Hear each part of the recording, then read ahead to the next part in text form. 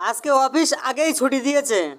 Office থেকে এসে lunch করতেছি, তখন আব্বু বলল, বাবা এবার লেখাপড়াটা শুরু কর। আমি বললাম, হ্যাঁ আব্বু, এবার ভর্তি হব। আব্বু বলল, ঠিক আছে।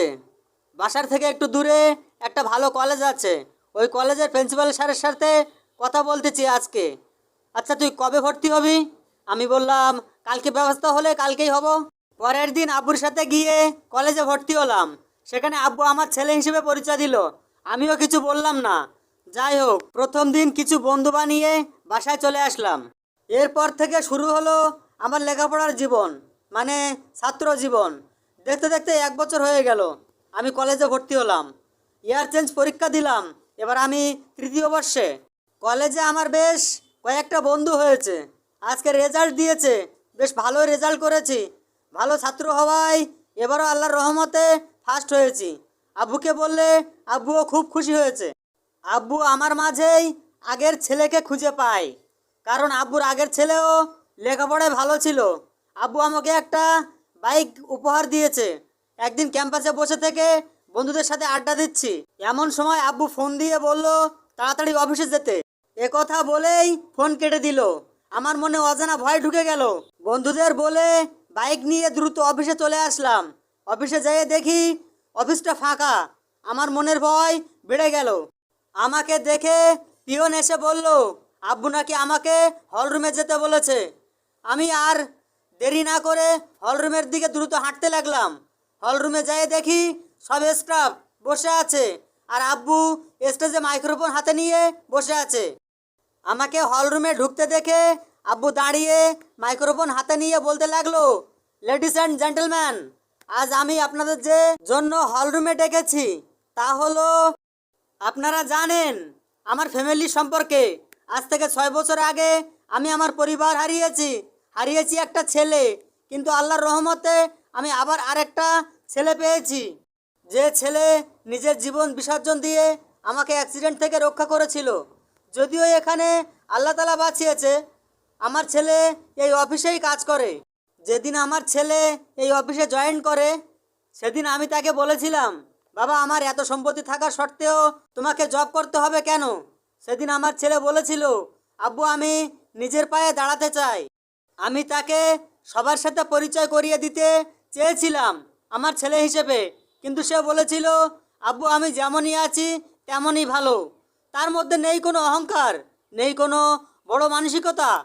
আমি যদি তাকে বলি, বাবা আমাদের গাড়ি আছে, তুমি গাড়ি নিয়ে অফিসে যাবে, সে কি বলে জানেন? বাবা আমি এমনই ভালো আছি।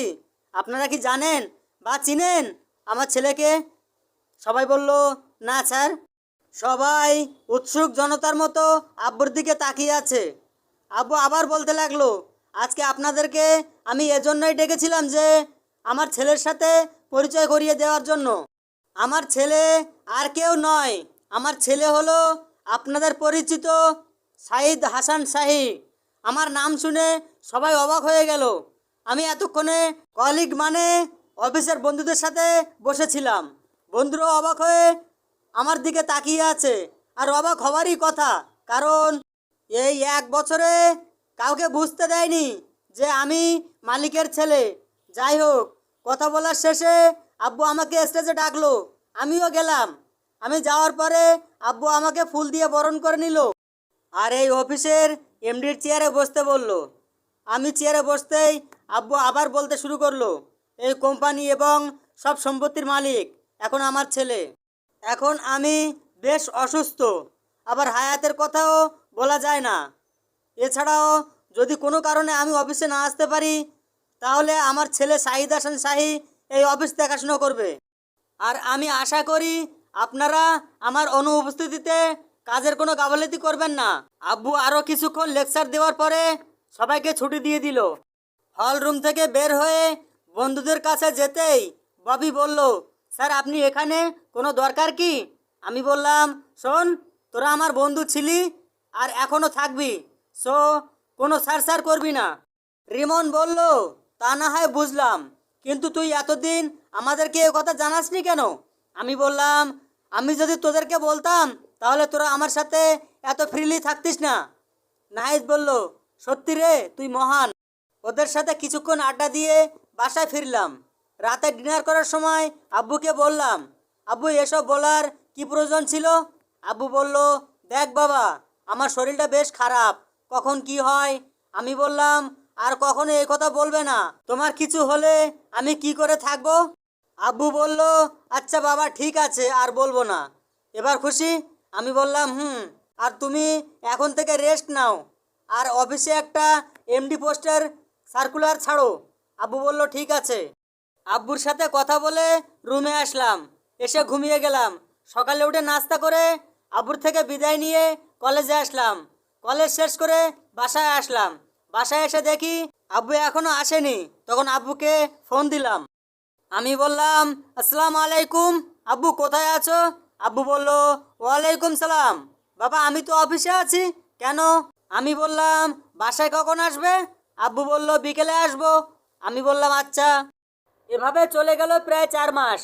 আব্বুর শরীরটা বেশ খারাপ, হার্টের রোগী। কলেজে ক্লাস করছিলাম, এমন সময় আব্বুর পিএ আমার কাছে ফোন দিয়ে হাসপাতালে যেতে বলল। আমার বুকের ভেতর ধুকপুক শুরু হয়ে গেল। হাসপাতালে পৌঁছে দেখি আব্বুর পিএ হাসপাতালের বাইরে দাঁড়িয়ে আছে। আমাকে দেখে আমার কাছে আসলো।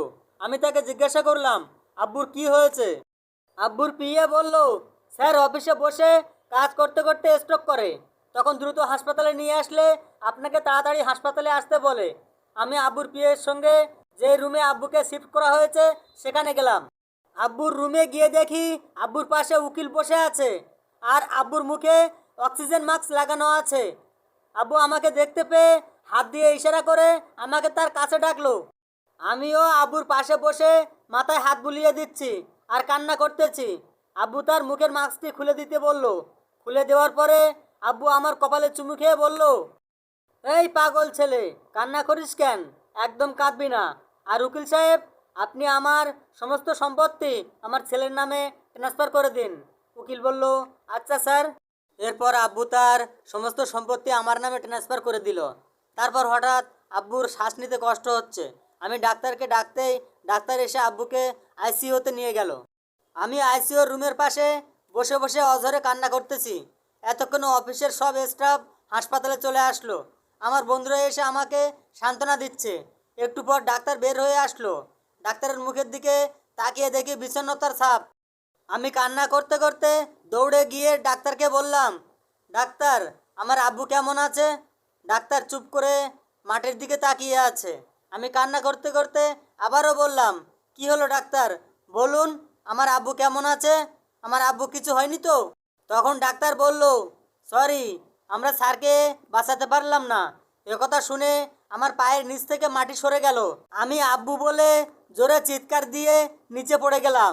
এরপর আর কিছু মনে নেই। জ্ঞান ফিরে দেখি আমি হাসপাতালের বেডে শুয়ে আছি, আর আমার অফিসের আর কলেজের বন্ধুরা আমার পাশে বসে আছে। আমার জ্ঞান ফিরলে নাহিদ বলল, দোষ, এটা ভাগ্যে ছিল। আমি বললাম, আমি আব্বুর কাছে যাব, আমাকে আব্বুর কাছে নিয়ে চল। রিমন বলল, দোষ শান্ত হ। আমি বললাম, না, আমি আব্বুকে দেখব। শেষে ওরা আমার জোরাজোরিতে আব্বুর কাছে নিয়ে গেল। ডাক্তার আমাকে বলল, প্লিজ আপনি উত্তেজিত হবেন না, আপনার মাথায় সমস্যা হবে। বন্ধুরা বলল, ঠিক আছে স্যার, আমরা দেখছি। আব্বুর কাছে যেয়ে দেখি আব্বুকে একটা সাদা কাপড় দিয়ে ঢেকে রাখা হয়েছে।